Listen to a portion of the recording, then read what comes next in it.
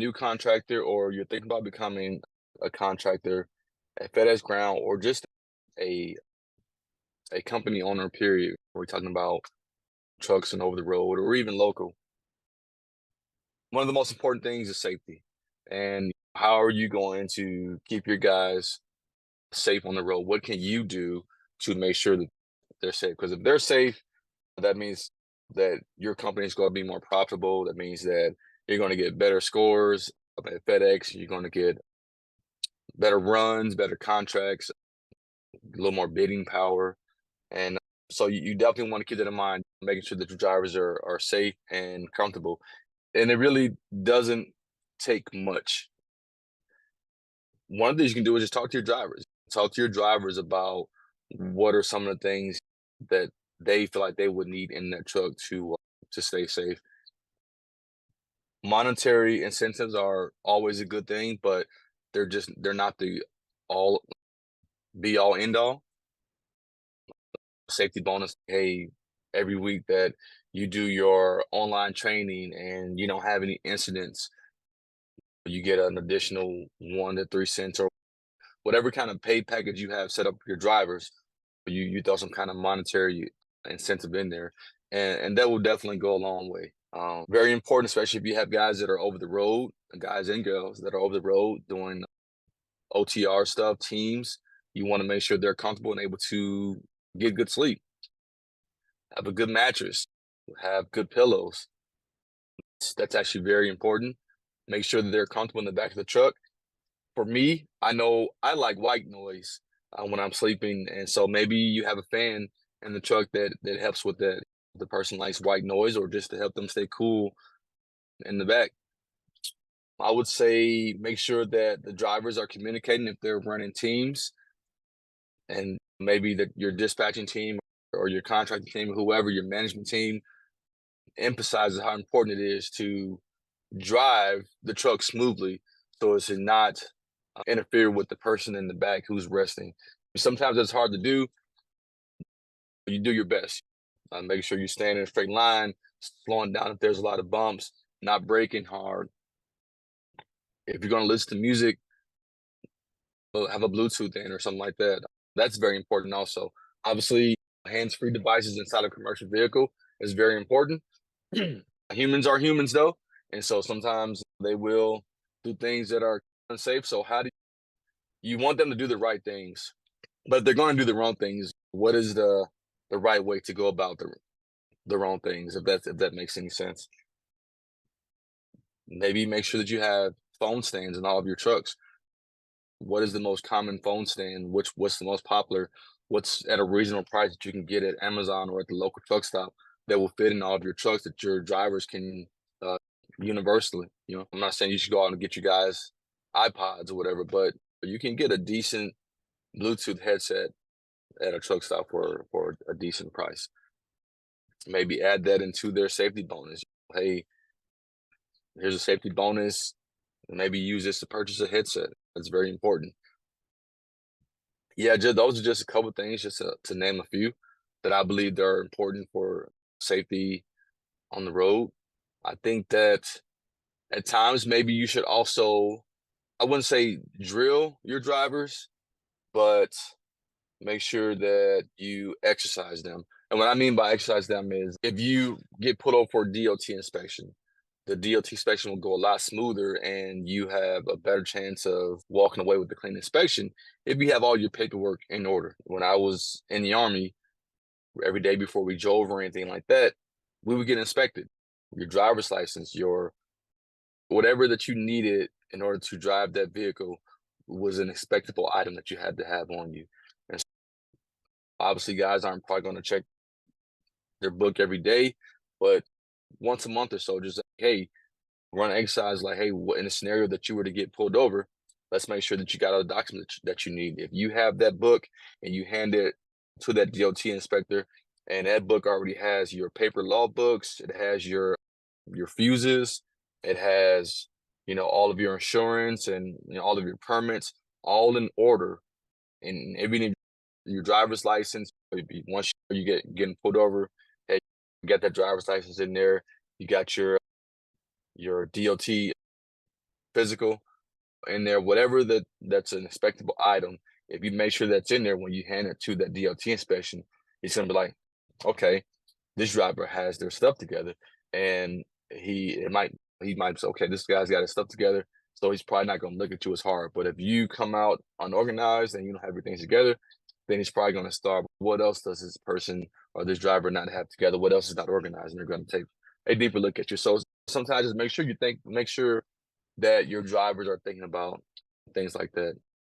And obviously, it's important to make sure you have those documents, making sure they're up to date. Let's see here. What's another thing? So another thing that I believe is a good safety item to have in the truck is a CB radio, Breaker Breaker 19. a lot of guys don't carry CB radios in the trucks anymore, and I get it. Modern times, that's more of an old school trucking, but I would say every once in a while it comes in handy, especially if there's a traffic jam or there's something going on ahead that you might not know about. You might not see it on the GPS, and if you have your radio on, there could be some guys that are going the other way and say, "Hey, how about you westbound? You've got cars slowing down at mile marker 25, and drivers coming to a stop. So watch out." There's been a few times where I've seen incidents happen on TV or you hear about it in the news that I think to myself, man, if that guy would have had a CB radio in his truck and it was on, that probably could have been avoided. I know, like I said, I know a lot of guys don't like to run CB radios anymore, but if it's something that driver doesn't mind having, then I think that's a pretty good option. I think that's another good safety item to have in the truck. Some more good safety items to have in the truck. I would say a, a basic repair or breakdown kit.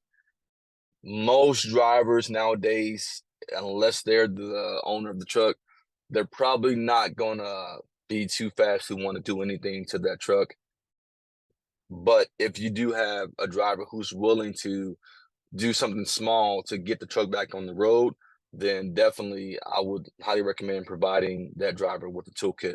And guys who that are like that, a lot of times will already have their own toolkit, but maybe some guys, if you get them the toolkit, they will start. Maybe they're interested in becoming an owner operator themselves one day, and so you reiterate to them that, hey, if you want to become an owner operator one day, this would be a good way to go. Make sure that you always have a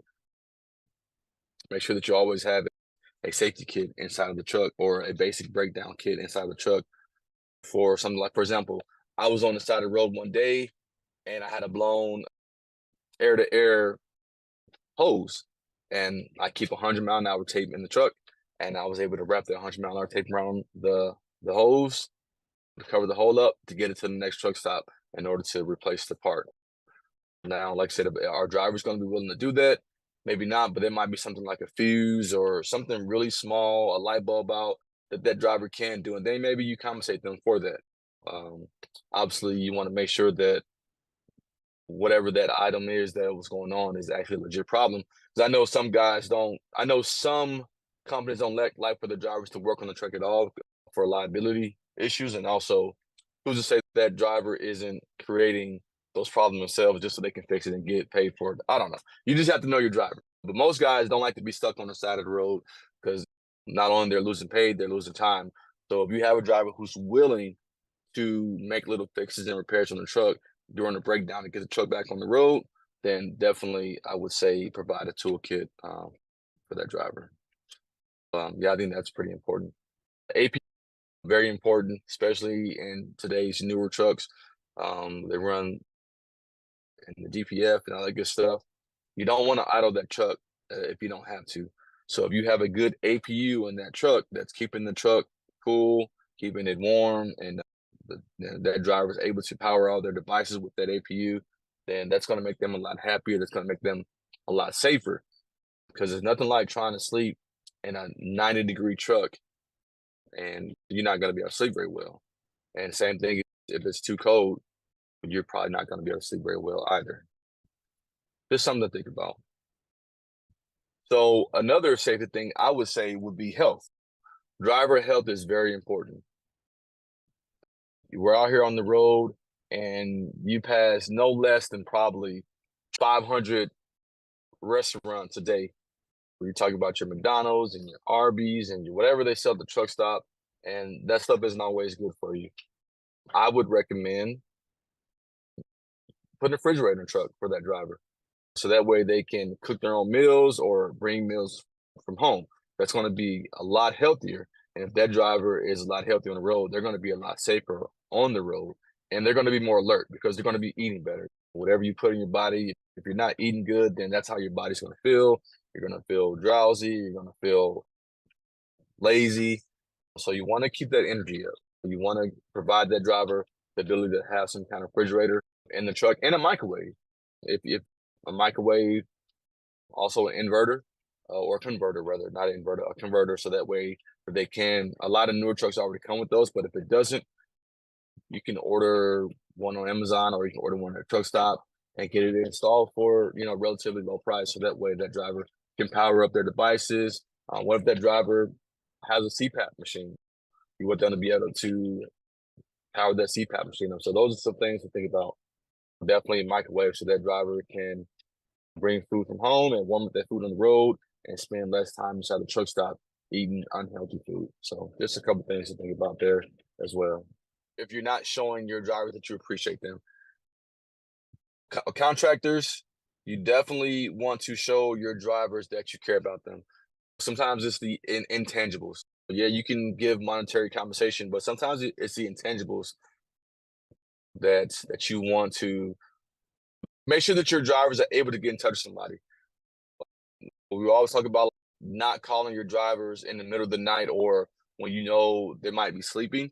And some drivers might have the same schedule every day. Some might have different schedules, but just be very cognizant of not interrupting your driver's sleep. And they're just the best way to not tick your drivers off is to show them that you actually care. Because if they feel like you don't care, they're the one out there putting their life on the line, bumping them down the road in a semi truck. And in their mind, they're just thinking you're just sitting somewhere in this office, just chilling and enjoying the fruits of their labor. And so you don't want them to have that picture in their mind. My old contractor, I used to tease him all the time. He'd come to the terminal in his old beat up, I don't know, 1990s pickup truck. And I tease him, I say, yeah, I know you go home and get in your Mercedes. But that's smart though. You don't want your drivers to see you like flossing and coming there in your Mercedes and your BMW and wow, this guy's living it up big, and here I am struggling, barely making ends meet or whatever. I don't. Just be cognizant of something like that. Just make sure that you're showing you guys that you appreciate them. One of the intangibles is special dates. If your drivers will allow you, if you can get them to fill out a questionnaire, their birthdays, obviously you already have their birthday, but maybe their spouse's birthday, their anniversary, their kid's birthday, even if you can't compensate them time wise or something like that for that, if you just acknowledge it, that will go a long way with your drivers. So acknowledge that I have an anniversary coming up and he's wishing me happy anniversary or happy birthday to my kids or whatever. And if you are in a position where you can compensate them, maybe, hey, this Friday, take a day off. I don't know, whatever kind of conversation. Doesn't always have to be monetary conversation, but some kind of conversation or at the very least, some kind of recognition that actually goes a very long way. But yeah, so hopefully that helped out a little bit. Hopefully those little tips, and these are just basic things that they're nothing too complicated or advanced or anything like that. They're just basic things that's going to help keep your drivers safe and happy and healthy on the road. Let's see here. So I do believe that the safety training is never enough. You can never have too much safety training. However, every week you get your safety training and you fill out the questions, and it definitely makes you go, I remember a long time ago, FedEx Ground always had these signs up. I'm not sure they still do. That said, "Did you know?" And when you start up a question like, "Did you know?" It actually catches your attention because did you know that so and so and so? Wow, I didn't know that, and like it sticks with you and it stays in the back of your mind because there's so much information, there's so many regulations to know and remember out here. There's no way that you can know it all. But when you see something like that, it kind of triggers like, oh, okay, I didn't know that. Oh, I forgot about that. And so, yeah, definitely, maybe daily, send a group chat or send a group text to your drivers, or I don't, or either on their phone or on the ELD if you have access to that.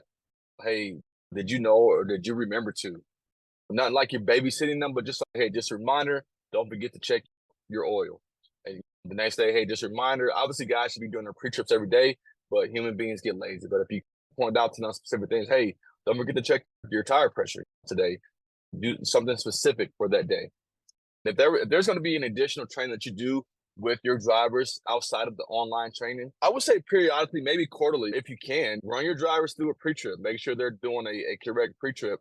And if you don't know how to do one as a contractor, if you have someone who's managing your fleet for you, obviously that person should know how to do a proper pre-trip, and maybe get them quarterly to get the guys together, or the guys and girls together, or just individually. Hey, could you show up to the terminal 30 minutes early today so we can just go over some emphasize some things on the pre-trip or whatever.